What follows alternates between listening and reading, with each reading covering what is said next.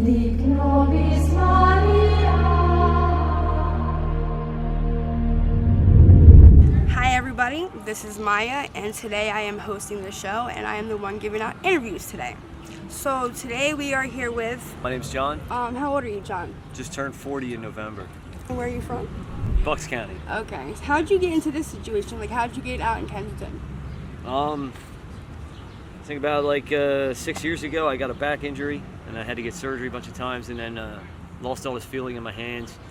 They put me on some pills for like 3 years, and then obviously I got addicted to oxycodone. Started selling them because they weren't working anymore, and then fall into the trap of finding somebody that knows how to get rid of them, and then they know where to get dope, and then I started buying that stuff. Right. And eventually my family got tired of the bullshit. And then, Yeah. Do you have kids? Yeah, I do. Actually, I have a granddaughter now. How old? She's almost a year old now. My daughter's 23, I have a son that's 13, another one that's 11. Okay. Are your parents living? Yeah, my mom and dad are both still alive. Okay. What's the day look for you out in here, day by day?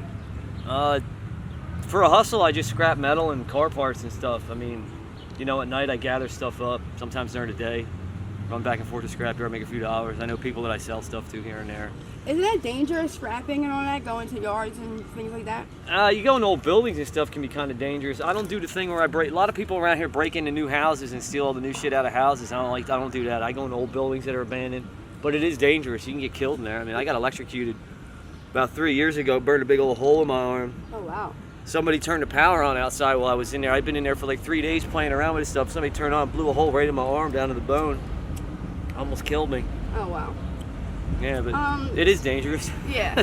So, can I ask you a question? If you had a chance to go back to the first time that you ever tried drugs, would you change it? I remember exactly the first time I ever did heroin. And I remember, I swear on my life, I remember doing it. And I remember hearing my brother's voice in my head. My older brother died from it in 2011. I remember him telling me, never ever touch your shit no matter how bad shit gets for you. Right. And I remember the day I did it, driving home, and I thought to myself, I hope to God this doesn't wind up like my brother. Right. Because like I said, I always thought I was better than my older brother, because I saw him get hooked on drugs and do all kinds of dumb shit, stealing change from my parents and all this stuff. I remember seeing my brother's face one time coming out of my parents' house when they were home, and he had a bunch of shit he stole from him. Right. And I was looking at him, and then I remembered 2 years ago, I remember I was doing the same freaking thing, and I was like, oh my God, I'm doing the same thing my brother did. Yeah, doing all the dumb shit just to get the drugs, right? If I had a chance to do it again, I mean, obviously looking back, saying right now, yeah, I wouldn't do it, but it's hard to say that when you're in that position. Being sick on medication like that and trying to get well off of either heroin or more pills is like your own personal hell. It's like nobody understands until they're there. It's really tough. Oh, I definitely understand, because I'm actually in active addiction myself. So it's a bear. I mean, it's horrible. I wouldn't wish it on my worst enemy. If you had an opportunity to get help, would you take it? I have gone to rehab before. Sure, I'd take help. I definitely would right now, but it's like everybody's got the same story though. It's like you want to go to it. Everybody wants to get themselves right to the point where they're going to go to rehab. Get a bunch of dope and get yourself real high, I guess, go to rehab, and then as soon as you're in there, everybody wants to AMA. It ends up being the same shit every time. Right. What will you change about your life right now? I just signed my divorce papers 3 weeks ago. My wife and I were married 15 years. If I could do anything, I wish I didn't have to do that to her. If your ex-wife was watching right now, is there something you would like to say to her? Yeah, I tell her that I think about this every day. I feel so bad for all the shit I put her through and what I put my kids through. I wish I could take it all back. Right. Do it over again. Well, I know she's probably definitely worried about you. Yeah, I'm sure she is. So what is your drug of choice?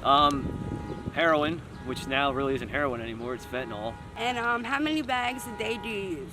Honestly, it depends on how much money I make. I mean, it's like anybody else. You almost do as much as you can get just to keep yourself well. But the stuff now is so crappy. Half the dope around here is like junk. But maybe on the average, probably 4 or 5 bags at least. Right. I've done as many as 10, 12. I've done a bundle of dope in a day, 14 bags. How do you support your habit day by day? Scrapping metal, car parts, batteries, whatever I can get, copper wire, stuff like that from old buildings. How much do you spend on a daily basis with your habit? Probably about $100 at least. If I had $100, it would hold me over for about 15 to 18 hours until I get another batch of junk to get rid of. Probably Probably about $100, keep me comfortable. If you can look at yourself in the mirror, what would you tell yourself? I tell myself to get my shit together. Stop doing this every day. It's killing me. When was the last time someone told you they loved you? Last time somebody told me they loved me was probably about 2 weeks ago. I called my wife and talked to her, and my 2 boys were on the phone. They told me they loved me. It really made my day. It did. It's been a long time since I talked to them. So If your kids were watching, what would you say to them? I tell them to try and not look at me as I am right now. Remember me how I was when I lived with you guys, and I'm gonna try and get back to that. And don't ever do this stuff. Don't ever touch these drugs. Don't ever come down here. Stay away from Kensington. Stay away from all the drug sets. Stay away from all that stuff. Where do you see yourself a year from now? I'd like to say that, you know, some kind of cliche. I'd like to see myself clean and sober, but I mean, 3 years ago, I told myself the same thing, and here I'm still sitting here doing this. But If you had a 5-year plan, right? What would it be? a 5-year plan? Well, let's go with a 2-year plan. 2-year plan?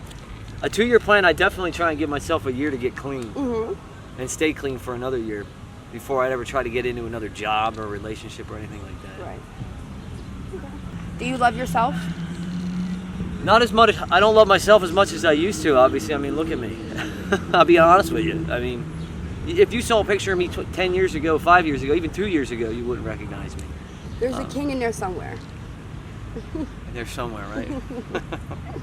Well, you know, there's like a lot of resources and stuff out here. Like, do you take that opportunity, like, you know, to go to like a prevention point, to like the men's night, to get a shower and to get change of clothes and things like that? Yeah, I do. I go there. I get the needle packs and stuff from them, and they have their wound care people that help you out. And I've used their resources. I have them for an address for my mailing and stuff. They're really helpful people. Yeah. Yeah, they're good. If you had an opportunity to get a job, a regular job, a real job, would you take it? I'd love to take a real job. The only thing I think of is when I had my last real job for 9 years. It's such a bastard to keep a job when you got a dope habit. It's like you put your employer through hell, you know, trying to keep yourself not sick and do a whole day's worth of work. It's like, I think about it now, it's like it's almost an unimaginable thing to try and do it. Okay, so if you had a message to tell everybody that's watching right now, what would you say? I tell everybody never to touch this shit. Keep your kids away from it. Keep anybody you love and care about away from it. Do anything you can to keep them from having to use any kind of prescription medication for painkillers or anything like that. And don't ever turn your back on them. You know, if they need help, give it to them. Because when my family turned their back on me, it was like I didn't give a shit anymore. That really was a turning point for me. All right. If you had 3 wishes, what would they be? I wish I never got hurt. I wish I never needed to take medication. I wish the doctor never prescribed it to me. And because after a while, it didn't do anything anyway. You know, I mean, Right. you just sucking down all these pills every day. It didn't do a damn thing. And I wish I didn't put my family through all the shit I did. Is there any last words you would like to say to everyone that's watching? It's drugs aren't for anybody. Not that, you know, some people say, oh, drugs aren't for everybody. No, they're not for anybody. It's just going to screw your life up. There's nobody that's ever successfully had a heroin habit that I know of. It doesn't end well, never ends well. It's always going to wind up the same way. It's a chronic progressive disease. It's just going to kill you. So just leave this shit alone. If anybody wanted to help you or donate anything to you, how would they go about reaching you? I mean, I have an email address, mjohnhannon@gmail.com. It's mjohnhannon@gmail.com, or they can contact me through Prevention Point.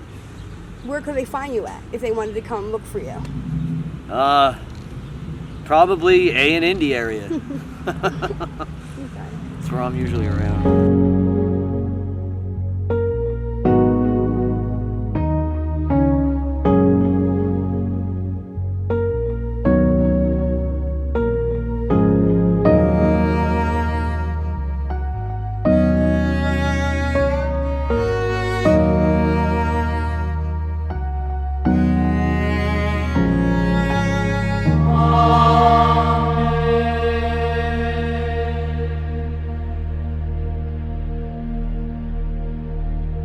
Dic nobis Maria,